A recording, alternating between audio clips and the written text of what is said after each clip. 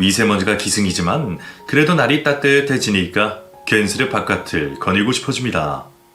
그럼 제 소개를 드릴게요. 제 나이는 43살이고 변호사 일을 하고 있습니다. 이혼 전문 변호사로 있어서 볼 꼴 못 볼 꼴 다 봤어요. 정말 드라마보다 현실이 더 가혹하고 기괴한 경우가 많습니다. 그런데 가만 생각해보니 저도 그런 경험을 가지고 있어요. 중이 제 머리 못 깎는다고 저야말로 정말 비참한 일을 겪었습니다. 매번 다른 분들의 이야기를 들어줬는데 오늘은 여러분에게 제 이야기를 하고 싶어요. 창피해서 어디 가다 말도 잘 못한 저희 묵은 우라를 오늘 더 풀어낼 수 있으면 좋겠습니다. 저희 친정엄마가 유일하게 제 일에 대해 알고 계시는데 가끔씩 그때 일을 들추실 때가 있어요. 선아야, 저 사람 봐라. 저거 유서방이랑 닮지 않았니? 저거 유서방 아니야? 저기서 공장 다니는 거야? 어디? 엄마, 그리고 무슨 지금까지 유서방이야. 김서방 섭섭하게. 아니, 지금 지나갔는데 똑같이 생겼잖아. 아이고, 요즘 일자리 구하기 힘들다더니 저기서 저렇게 공장에서 일하는구먼. 그렇게 좋은 회사 다니다가 아주 지팔자 지가 꽈지 뭐. 엄마 그만해. 쉿. 그 자식 얘기 이제 꺼내지도 마. 지금 몇 년이 지났는데 어디서 죽든 살든 공장을 다니든 말든 나랑 상관없어. 선아, 너도 말 안 해도 가슴속에 앙금이 있나 보다. 그러니 울컥하지. 알았어, 이제 얘기 안 할게. 미안하다 우리 딸. 엄마와 그 인간 이야기를 나누면 꼭 제 언성이 높아져서 알게 모르게 조금씩 가슴 깊숙한 곳에 쌓아두고 있었던 것 같습니다. 그 인간을 만나게 된 것에는 제 대학 시절 사귀던 남자친구의 영향이 크다고 할 수 있어요. 저는 학창시절 내내 우등생이었어요. 저희 부모님이 조금 극성이기도 하셨고 저도 공부에 욕심이 있었어요. 그러다 보니 성적에 맞춰서 좋은 대학에 들어갔지만 당시에 저는 딱히 목표라고 할 게 없었습니다. 그저 고등학교 때처럼 학교 공부를 열심히 해서 학점을 잘 받고 싶었습니다. 별다른 꿈도 계획도 없이 영문학과를 다니고 있었으니 졸업하면 번역을 하든가 더 공부해서 통역사가 되어야겠다는 막연한 생각만 하고 있었어요. 그러다가 대학 2학년 때 처음으로 MT를 갔습니다. 거기서 제가 벌칙으로 혼자 설거지를 다 해야 했고 펜션박 수도가에서 설거지를 하다가 그 사람을 만났어요. 추운데 고무장갑도 없이 설거지 하세요? 잠깐만 기다리세요. 그 사람은 후다닥 뛰어가더니 마트에서 고무장갑을 사왔어요. 여기요. 감사해요. 마트 꽤 먼데. MT 오신 거죠? 저도 땡땡대학 농구 동아리 친구들이랑 MT 왔어요. 저희 대학이랑 가깝네요. 저는 탱탱대 같은 과 동기들이랑 왔어요. 아무튼 고무장갑 감사합니다. 제가 그렇게 이야기를 하는데 그 사람은 목이 꺾일 정도로 하늘을 고개를 올려 하늘을 보고 있었어요. 와, 왜요? 하늘을 좀 봐요. 별이 쏟아질 것 같네.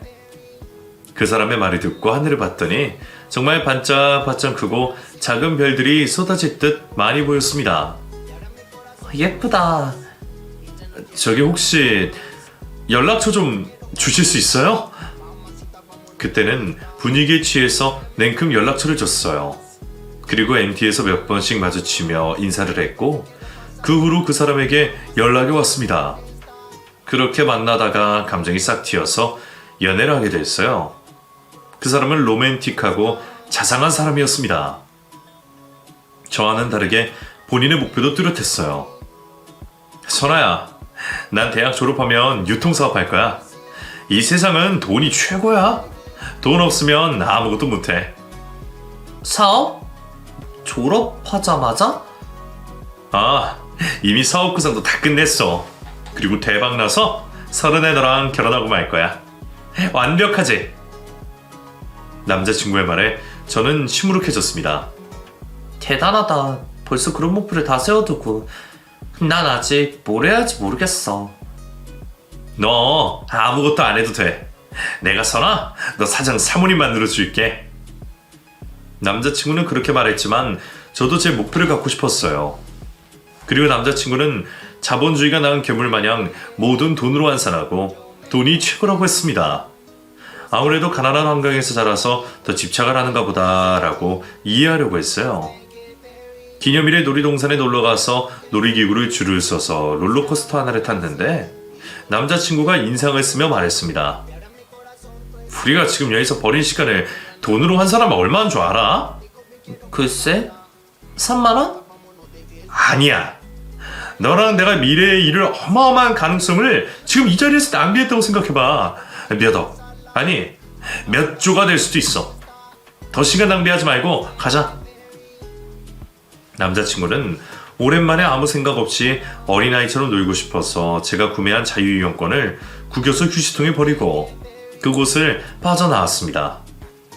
그렇게 시간을 아까워하던 남자친구는 국방의 의무로 군대를 갔고 저는 그 시간 동안 영어 관련 자격증도 취득하고 한 외국계 기업에 취업을 해서 직장인이 되었습니다.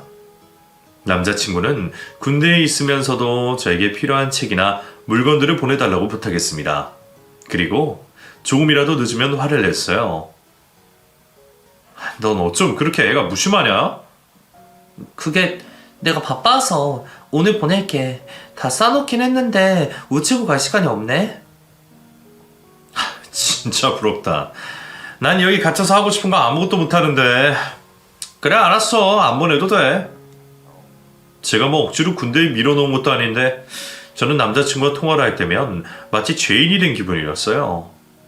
남자친구가 군 전역을 한 후에 다시 복학을 했고 저는 직장인으로서 남자친구 뒷바라지를 해줬습니다.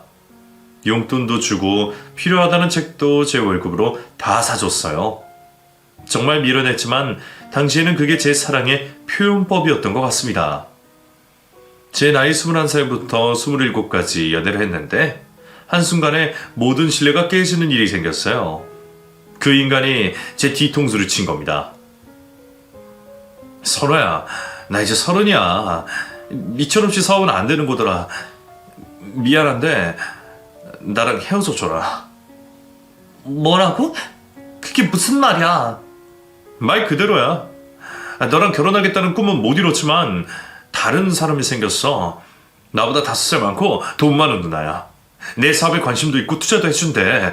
나 이 기회 놓치지 않을 거야. 그 말에 저는 그저 어처구니가 없었습니다. 첫사랑이고 정이고 의리고 모두 없이 자기 이익을 위해서 그 긴 세월의 인연을 저버리는 그 인간의 멱살을 잡고 싶었어요. 하지만 그 대신 저는 매달렸습니다. 오빠가 나한테 어떻게 이래? 얼마 필요한데? 내가 도와줄게. 사업 하나 때문에 나 말고 다른 여자랑 결혼한다는 게 말이 돼? 구질구질하게 이러지 말자. 선아야, 잘 살아. 제 말을 철저히 무시하고 남자친구는 우는 저를 놔두고 자리를 떴습니다. 저는 그 인간의 뒤통수에 대고 고래고래 소리를 질렀어요. 이 나쁜 자식아. 그래. 그렇게 평생 여자 등쳐먹고 어디 잘 살아보자. 그 인간은 저와 헤어지고 얼마 지나지 않아 결혼을 했습니다. 그 당시 저는 처음 겪는 배신감에 피가 거꾸로 솟는 기분이었습니다. 결국 그 인간은 결혼 후에는 도전한 사업을 다 말아먹고 결국 와이프 밑에서 일한다는 소식까지 들었어요. 저는 그 사람이 제 인생의 목표일 정도로 의지하고 살았습니다. 그런데 그 대상이 사라지고 나니 너무 허망하고 인생의 의미까지 잃어버리게 됐어요. 하지만 나중에 돌이켜보면 그때가 제 인생의 전환점이었던 것 같습니다. 당시에 회사를 다니면서 실수도 늘었고 저는 결국 권고사직을 당했습니다. 28살이 된 저는 앞으로 뭘 해야 할지 막막했어요. 집안에서 시간만 죽이며 세월을 보냈어요. 그러다가 29살 때 오랜만에 대학 친구와 연락이 닿아서 그 친구 집까지 가게 됐습니다. 서재방에서 수많은 법 관련 책을 보고 깜짝 놀랐어요.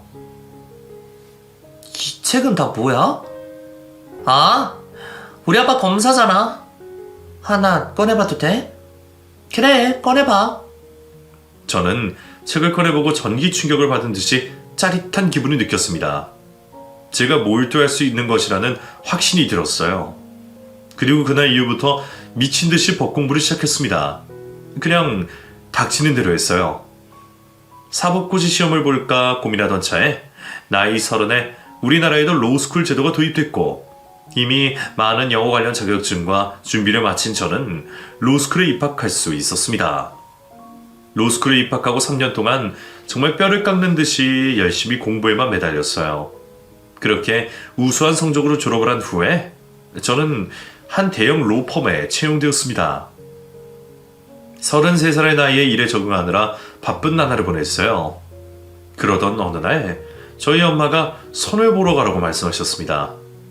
선아야, 너 이번 일요일에 시간 되지? 가봐야 하는데. 왜요? 무조건 시간 빼놔. 너 선 보러 가야 돼. 선이요? 갑자기 무슨 선? 우리 딸 이제 나이도 꽉 차다 못해 넘어갔는데 결혼할 생각 안 하니 걱정이 돼서. 모름지기 지 짝이 있어야 일도 편하게 할 수 있는 거야. 엄마가 천년만년 사는 것도 아니고. 그랬습니다. 엄마는 저 몰래 결혼정보업체에 저를 등록해 두셨던 거예요. 저희 부모님은 제가 20살이 되자마자 이혼을 하셨거든요.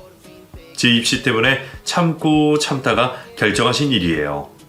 엄마는 본인이 이혼을 하셔서 그런지 저는 좋은 짝을 만나 결혼을 해서 안정된 가정을 이루기를 원하셨습니다. 저를 항상 지켜봐주고 한 번도 다그치지 않았던 엄마에게 거절할 수가 없었어요. 그리고 선을 보러 갔는데 웬 대머리 아저씨가 나와 있었습니다. 안녕하세요, 선아씨. 안녕하세요. 근데 나이가 저보다 한 살이 맞으시죠? 네, 맞아요. 제가 좀 노안이죠? 하도 머리를 쓰는 일을 많이 해서 이마도 벗겨지고 그랬네요. 선아씨는 동안이시네요. 아니에요. 동안은요. 그 사람은 화학연구원으로 일하는 사람이었습니다. 제가 비가 약한 편이거든요.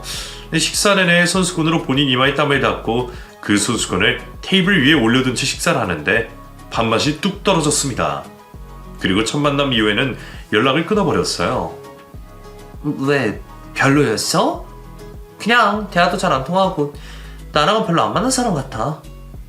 그래, 뭐 처음에서 딱 만나면 다들 쉽게 결혼하지. 우리 포기하지 말자, 선아야. 그럼 앞으로 딱 2번만 더 만날게. 그 다음에는 끝이다. 알았어. 기집애.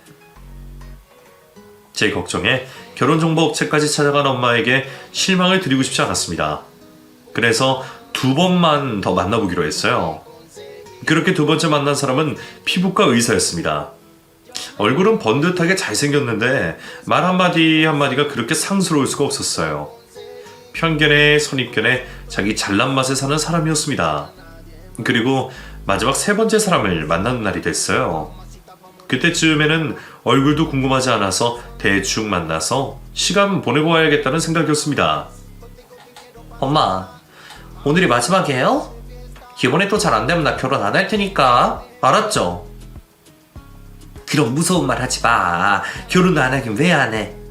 잘 다녀와, 우리 딸. 그렇게 아무 기대 없이 간 자리에 바로 문제의 전 남편이 나와 있었습니다. 첫인상은 나쁘지 않았어요. 홍화명 얼굴에 저를 보자마자 활짝 웃는데 인상이 좋아 보였습니다. 오늘 비 오는데 오시느라 고생 많으셨죠? 제 차 타고 왔는데요, 뭐. 괜찮아요. 일찍 오셨네요? 지금 약속 시간 30분 전인데. 선아씨 만날 생각에 너무 긴장이 돼서 미리 긴장 좀 풀려고 먼저 나와 있었어요. 근데 선아씨 보니까 오히려 마음이 편해지네요. 희한하다. 그 사람은 대기업에 다니고 있었고 저보다 한 살 어린 사람이었습니다. 그런데 말이 잘 통하더라고요. 그래서 친구처럼 시간 가는 줄 모르고 대화를 했어요. 오랜만에 그런 시간을 보내서 정말 행복했습니다. 선아씨랑 대화하니까 속이 후련해지네요. 선아씨, 다음에 또 뵐 수 있을까요? 그 사람의 질문에 잠시 망설이다가 당연하죠 라고 대답을 해버렸습니다. 그 인간을 만나서 또 한 번 제 인생에 큰 전환점이 닥치리라고는 상상도 못하고 말이에요. 사람 일은 한 치 앞도 모르는 거라고 뼈저리게 깨달았습니다. 아무튼 그 사람과 연애를 하면서 저는 눈에 띄게 활기차고 밝아졌어요. 저와 일하는 동료분들도 그걸 눈치채셨습니다. 선아씨, 좋은 일 있나 봐? 왜 이렇게 예뻐졌어? 아주 화사해? 연애? 아, 그걸 어떻게 하셨어요? 원래 재채기란 사랑은 속일 수 없는 거야. 웃으니까 훨씬 보기 좋네. 좋은 사람인가 봐. 아, 국수 먹을래? 기다리고 있을게. 당시에 저는 희한하게 이용 관련이나 사기변으로 맡을 일이 많았습니다. 저는 연애를 하며 행복했는데 이혼 문제로 다툼을 하는 수많은 부부를 보면 다른 세계의 일처럼 느껴졌어요. 요즘은 많이 들어보셨을 텐데 그 즈음에 로맨스 피싱이라는 게 막 문제로 떠오르기 시작했던 때였어요. 저에게 의뢰를 하러 온 사람은 30대 후반의 남자였고 3년간 인터넷 채팅방에서 만난 여자와 연락을 주고받은 여자에게 사기를 당했다고 왔습니다. 그 여자가 엄청난 자산가라고 했거든요. 외국에 있다고 매번 일이 생겼다면서 3년간 저한테 뜯어간 돈이 5억입니다. 저랑 결혼 계획까지 다 세웠는데 다른 남자랑 결혼을 한대요. 저 사기당한 거 맞죠? 그 사람은 부모님과 함께 유명 갈비 가게를 운영하던 사람이었어요. 노총각이라서 한시라도 빨리 인터넷 속에 있는 여자친구를 만나길 고대했는데 뒤통수를 맞은 겁니다. 경찰분들과 공조수사를 하면서 그 여자가 한두 번 그런 일을 저지른 게 아니라는 사실을 알게 됐어요. 법정에서 마주친 그 여자는 성형을 어찌나 많이 했는지 본인 원래 얼굴은 하나도 남아있지 않았습니다. 그리고 정말 뻔뻔했어요. 거의 배째라는 식이었습니다. 지들이 나 좋다고 돈 준 건데 내가 뭘 잘못했어? 제 의뢰인은 그렇게 뻔뻔한 그 여자를 보며 질색팔색을 했어요. 그리고 협박이나 강요로 돈을 보낸 것은 아니었기에 그 여자는 가벼운 벌금형의 처벌만 받고 유유히 법정을 빠져나갔습니다. 죄송해요. 감옥까지 보냈으면 좋았을 텐데 초범이고 사이가 인정되기 어려워서. 괜찮아요, 변호사님. 고생하신 거 다 알아요. 정말 감사합니다. 그리고 얼마 후에 그 의뢰인이 자살했다는 소식을 들었습니다. 그 소식을 듣고 저는 너무 큰 충격을 받았어요. 비록 만나진 않았지만 연인이라고 믿었던 사람에게 배신을 당한 심정은 당하지 않은 사람은 모를 겁니다.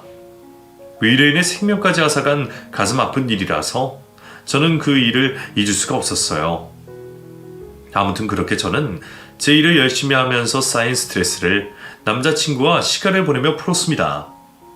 그 사람에게 제 일에 대한 이야기를 할 수는 없었지만 같이 자전거도 타고 영화도 보고 대화를 나누면 정말 행복했어요. 그렇게 반년을 불같이 사랑한 끝에 저희는 더 늦어지기 전에 결혼을 하기로 결심했습니다. 저는 몇 달 뒤면 34이 됐고 그 사람은 33이 되니까 마음이 급했어요. 결혼을 약속한 후에 양가 어르신에게 인사를 드리러 갔습니다. 시부모님은 시골에서 오래 사시다가 신우 아이들을 돌봐주려고 자식들 사는 근처로 이사를 오신 분들이었어요. 시아버지는 시어머니가 아래 위로 저를 훑는 눈빛이 장난이 아니었습니다. 어서 와요. 변호사라며? 공부를 하느라 그랬나? 결혼을 늦게 하네. 그거 딴살 어린 내 아들이랑? 말투며 눈빛이며 저를 마땅치 않게 생각하는 것이 온몸으로 전해져 왔습니다. 그러게요. 용혁 씨 만나려고 이렇게 늦었나 봐요. 말이나 못하며. 내년이면 34시고 노산인데 애는 낳을 수 있겠어? 우리 집이 손이 귀하거든. 용혁이 낳고 금이야 오기야 얼마나 일지중지 키우는지 몰라. 어린 여자는 결혼하면 좋을 텐데. 아직 저 쌩쌩해요 어머니. 걱정 마세요. 손주 손녀 구별 말고 낳아드릴게요. 저는 일부러 과하게 이야기하면서 상황을 모면했습니다.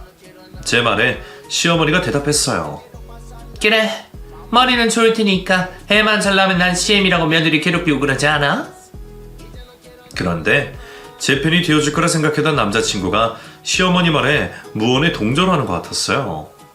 제가 곤란한 상황인데도 한마디도 하지 않았습니다. 그날 인사를 드리고 상견례 날에 뵙기로 한 후에 집을 나섰습니다. 시댁을 나섰는데 진이 쫙 빠졌어요. 남자친구는 제 마음을 아는지 모르는지 옆에서 다른 말만 했습니다. 선아네 집 갈 때 선물 뭐 사갈까? 어머니 뭐 좋아하셔? 나 지금 말할 힘도 없으니까 잠깐만 가만히 있어줘. 시댁 간다고 긴장했구나.